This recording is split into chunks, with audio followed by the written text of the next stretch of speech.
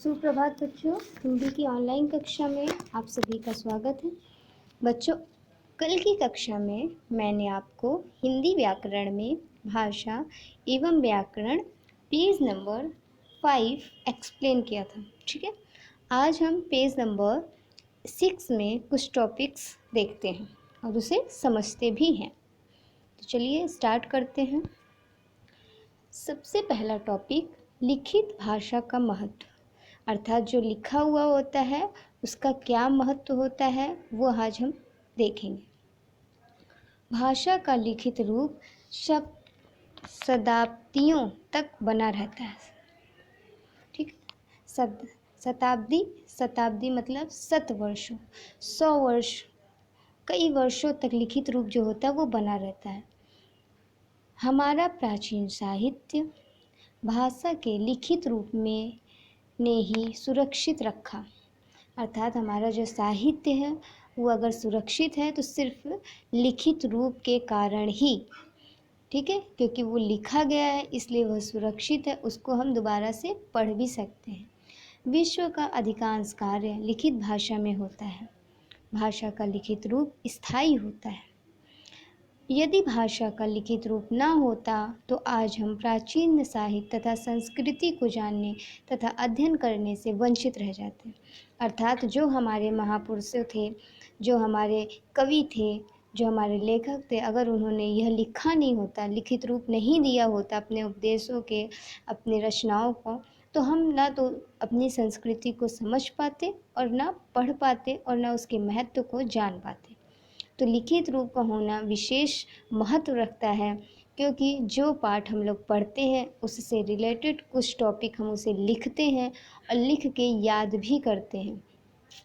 लिखने का एक और महत्व होता है कि लिखा हुआ कार्य हम कभी भी दोहरा सकते हैं। अगर हमें कभी कहीं आवश्यकता पड़े तो हम उसे फिर से निकाल कर पढ़ एवं देख सकते हैं।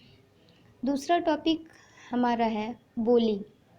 किसी क्षेत्र विशेष के लोग भाषा के किसी विशेष रूप को बोलने लगते हैं। क्षेत्रीय रूप में पाई जाने वाली भाषा बोली कहलाती है। हिंदी एक बड़े क्षेत्र में बोली जाती है, परंतु स्थान विशेष के लोग उसे अपने विशेष रूप में बोलते हैं।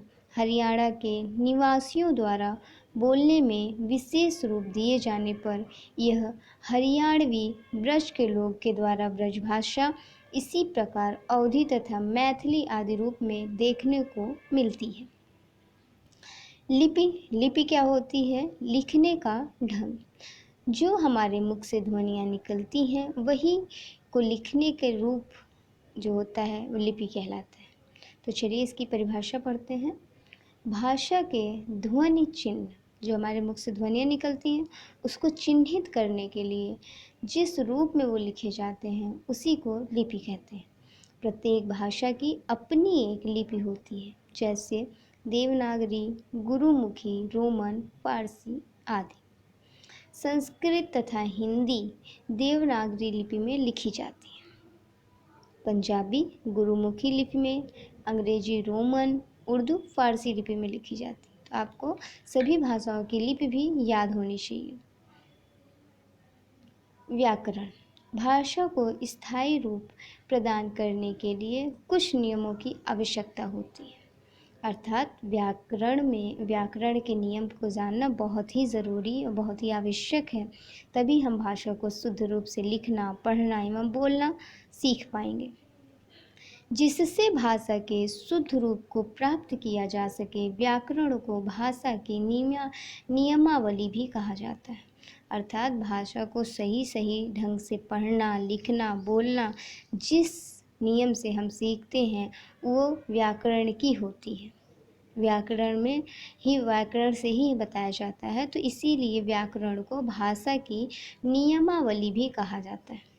इस प्रकार हम कह सकते हैं व्याकरण वह शास्त्र है जो हमें किसी भाषा के शुद्ध रूप को लिखने व बोलने के नियमों का ज्ञान कराता है।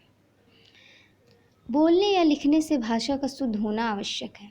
सबसे पहले बोलिए और उसको लिखिए, इससे आपकी भाषा और आपकी लिखावट दोनों शुद्ध और अक्षय हो जाएगी। व्याकरण के अंग, व्याकरण के कौन कौन से अंग होते हैं? व्याकरण का संबंध भाषा से है। भाषा की मूल इकाई वर्ण है। वर्णों से शब्द तथा शब्दों से वाक्यों की रचना की जाती है। इस प्रकार व्याकरण के 3 अंग माने गए। कितने? 3। तो सबसे पहले वर्ण विचार, शब्द विचार, वाक्य विचार। वाक्य के बाद ही हमारी भाषा आती है। ठीक है। वर्ण विचार में हम क्या पढ़ते हैं? वर्ण विचार के अंतर्गत वर्ण, उनके आकार, उच्चारण, लिखने की विधि तथा प्रयोग आदि पर विचार किया जाता है। शब्दों में शब्दों की रचना, उसके भेद, प्रयोग आदि पर विचार किया जाता है। वाक्य, वाक्य के अंग तथा उसके भेद तथा प्रयोग आदि पर विचार किया जाता है। तो सब अंगों में सभी के तरह विचार किया जाता है, समझा जाता है।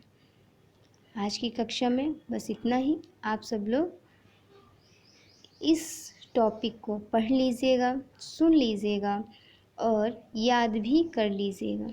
ठीक है। कल के डेट में मैं आपको इस पाठ की एक्सरसाइज सेंड करूँगी। Thank you.